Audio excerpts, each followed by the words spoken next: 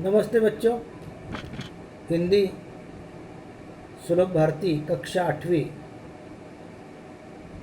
इस क्लास में मैं प्रकाश जोशी आप सभी का स्वागत करता हूं।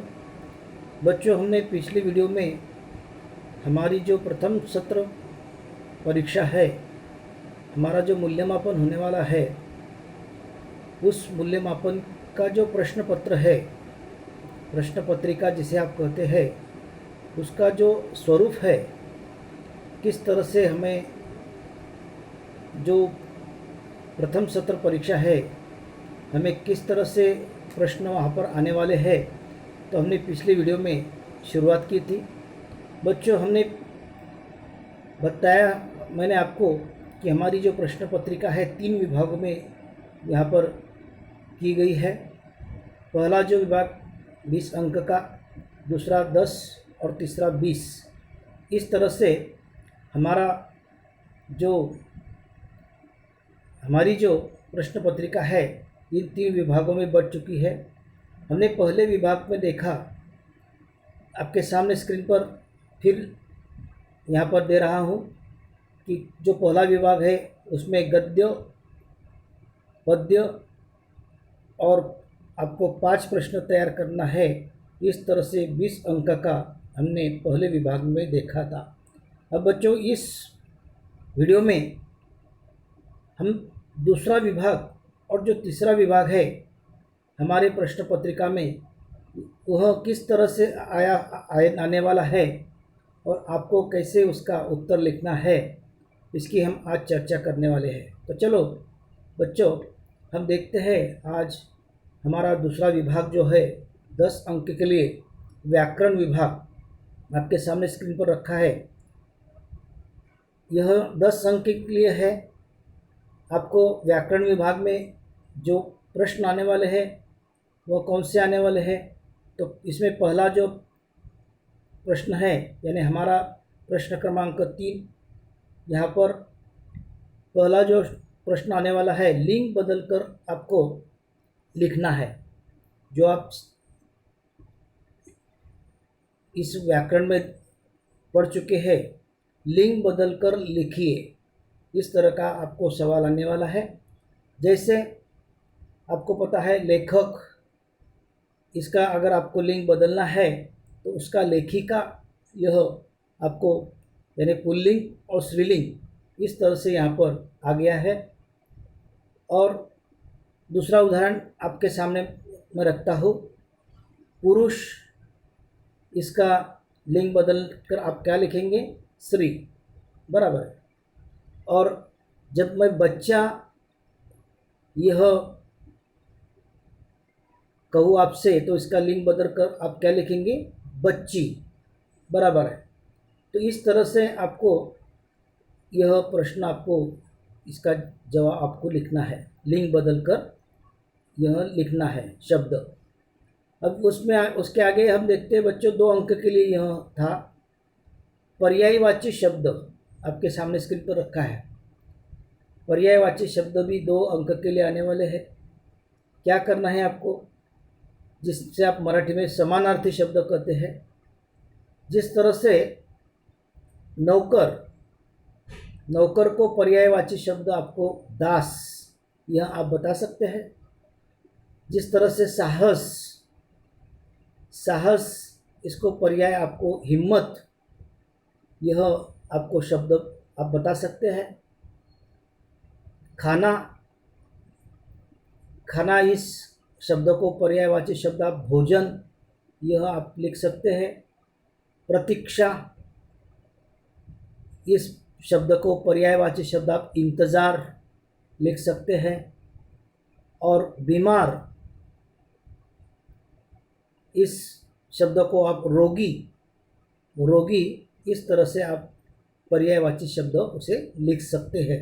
तो बच्चों, आपको ये 2 अंक के लिए आपको यह हो सकता है, मैंने उदाहरण के तौर पर आपको यह जो व्याकरण है आपके सामने रखा है। आपको लिंग बदलकर पर्यायवाची शब्द, मैं जो भी आपको शब्द बताने वाला हूँ, इसके अलावा आपको आपकी जो पढ़ाई है आप करनी है। लिंग बदलकर लिखिए, पर्यायवाची शब्द लिखिए। उसके बाद व्याकरण में तीसरा जो हमारा प्रकार है विरुद्धार्थी शब्द लिखिए। आप सबको पता है विरुद्ध अर्थ वाले शब्द होते हैं, जैसे प्रश्न, इसका विरुद्ध अर्थ है उत्तर। यहाँ, वहाँ, कल, आज, सच्ची, झूठी, सुख, दुख। इस तरह से आप विरुद्ध अर्थ वाले शब्द बच्चों लिख सकते हैं। यह भी 2 अंक के लिए आपको आने वाले हैं। अब आपको यहाँ पर व्याकरण का जो अगला भाग है मुहावरों का वाक्य में प्रयोग कीजिए। आपको मुहावरे दिए होंगे, उस मुहावरे का आपको वाक्य में प्रयोग करना है। अब आपको उदाहरण के तौर पर 2 मुहावरे में आपको उदाहरण के तौर पर बताने जा रहा हूँ। पहला मुहावरा है गले लगाना। गले लगाना इसका अर्थ है प्यार से मिलना। अब इसका वाक्य में आप प्रयोग कैसे कर सकते हैं? तो हमें गरीबों को गले लगाना चाहिए। इस तरह से आप वाक्य में प्रयोग इसका कर सकते हैं। दूसरा मुहावरा उदाहरण के तौर पर मुंह खोलना। मुंह खोलना इसका अर्थ है बच्चों अपनी बात कहना। तो इसका आप वाक्य में प्रयोग कर सकते हैं। वाक्य कोई भी अलग अलग वाक्य हो सकते हैं, आप सभी के एक जैसे वाक्य नहीं हो सकते। मुंह खोलना अपनी बात कहना इसका अर्थ है। और आप वाक्य में जो वाक्य में प्रयोग करते हैं बच्चों, तो मुहावरे का ही आपको वाक्य में प्रयोग करना है। मुंह खोलना इसका वाक्य में प्रयोग आप कैसे करोगे? पुलिस के सामने चोर ने मुंह खोल दिया, यानी अपनी बात कह दी। तो मुंह खोलना यह आपका उसमें वाक्य में प्रयोग होना चाहिए, उसका अर्थ का नहीं। इसलिए आपको सिर्फ क्या करना है, उस वाक्य में प्रयोग करना है। इस तरह से बच्चों यहाँ पर मुहावरों का आपको वाक्य में प्रयोग करना है। और आगे जाकर हम देखते हैं विशेषण बनाओ। आपके सामने स्क्रीन पर रखा है, शब्दों से विशेषण बनाओ। अब विशेषण कैसे बनाना है? तो उदाहरण के तौर पर आपको शब्द दिया जाएगा रंग, और इस रंग का विशेषण कैसे बनेगा? रंगीन। रंग रंगीन। चिंता, जो दूसरा शब्द है चिंता, उसका विशेषण बनेगा चिंतित। और तीसरा शब्द है विश्वास, इसका विशेषण बनेगा विश्वास, विश्वसनीय। देखो और विशेषण किस तरह से बनता है, तो मैं आपको शब्द बताता हूँ, उसका विशेषण कैसे बना है यह भी और दोबारा बताता हूँ। रंग रंगीन, चिंता चिंतित, विश्वास विश्वसनीय। इस तरह बच्चों, इस तरह से आपको यह 2 अंक के लिए व्याकरण में रखा है। यानी हमें 5 व्याकरण का जो विभाग है हमें छुड़ाना है 2-2 अंक के लिए, 10 अंक के लिए। यह हमारा दूसरा विभाग व्याकरण का बच्चों यहाँ पर समाप्त होता है। अब हम जाते हैं हमारे तीसरे विभाग की ओर। तीसरे विभाग में आप देख रहे स्क्रीन पर निबंध लिखना है आपको। निबंध जो है लेखन करना है 8 अंक के लिए। वृत्तांत लेखन करना है 8 अंक के लिए। और मातृभाषा में अनुवाद करना है 4 अंक के लिए। इस तरह से 20 अंकों का यह हमारा तीसरा विभाग है। अब क्या करना है आपको? उपयोजित लेखन है यह 20 अंक के लिए उपयोजित लेखन है। आपको निबंध लिखना है। अब किस तरह से आ सकते निबंध? यदि मैं डॉक्टर होता या होती, या रेल स्टेशन पर आधा घंटा, या अन्य निबंध भी आ सकते हैं। मैं उदाहरण के तौर पर आपको 2 निबंध के नाम बता दिए हैं। यदि मैं डॉक्टर होती या होता, रेल स्टेशन पर आधा घंटा। इस तरह से निबंध आपको लिखना है 8 अंकों के लिए। अब वृत्तांत लेखन आपको लिखना है। अब यह वृत्तांत लेखन कैसा है, तो आसान आपको वृत्तांत लेखन लिखना है। क्या लिखना है आपको?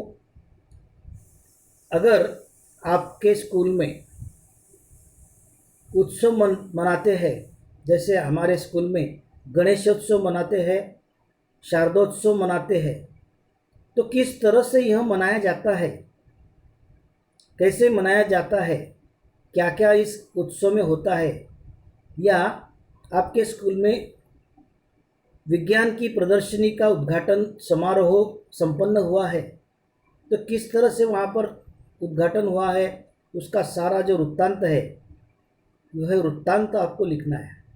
उस दिन क्या क्या हुआ, यह सारी बातें उस वृत्तांत में आपको लिखना है। आपके यहाँ शारदोत्सव है, गणेशोत्सव है, तो किस तरह से यह संपन्न हो गए, इसका वृत्तांत आपको लिखना है। जिस तरह से आप अखबार में न्यूज़ पढ़ते हैं, तो किस तरह से वह न्यूज़ आती है, तो उसी तरह से आपको यह वृत्तांत लिखना है कि किस तरह से आपके स्कूल में शारदोत्सव संपन्न हो गया, गणेशोत्सव संपन्न हो गया, या विज्ञान प्रदर्शनी की उद्घाटन पर जो समारोह हो गया, उस वह समारोह कैसे हो गया। इस तरह के उदाहरण के तौर पर मैंने बच्चों आपको यहाँ पर बताया है। और जो इसमें हमारा आखिरी भाग है, वाक्यों का मातृभाषा में अनुवाद कीजिए। बच्चों, आपको हिंदी के वाक्य दिए होंगे और उस हिंदी का जो वाक्य है, उस वाक्य का आपको मराठी भाषा में अनुवाद करना है, यानी मराठी में लिखना है। उदाहरण के तौर पर एक उदाहरण आपके सामने मैं रखता हूँ किस तरह से। एक आपको हिंदी वाक्य दिया होगा, गांव के लोग ईमानदार है। यह आपको अगर वाक्य दिया होगा तो उस वाक्य का आप मराठी में क्या लिखोगे बच्चों? गावाचे लोक प्रामाणिक आहे। इस तरह से उसका अनुवाद आप लिखने वाले हैं मराठी में। इस तरह की वाक्य आपको लिखना है 4, और इसके लिए है अंक 4। इस तरह से बच्चों हमारी जो प्रश्न पत्रिका है, हमारी 50 अंकों की प्रश्न पत्रिका का जो प्रारूप है, यह प्रारूप यहाँ समाप्त होता है। आशा है आप सभी को यह प्रश्न पत्रिका का जो प्रारूप है पसंद आया होगा। पसंद आया होगा तो आप लाइक करो, सब्सक्राइब करो, शेयर करो। आपको परीक्षा के लिए शुभकामना यहाँ पर देता हूँ बच्चों, और यहीं पर मैं आपसे विदा चाहता हूँ। धन्यवाद।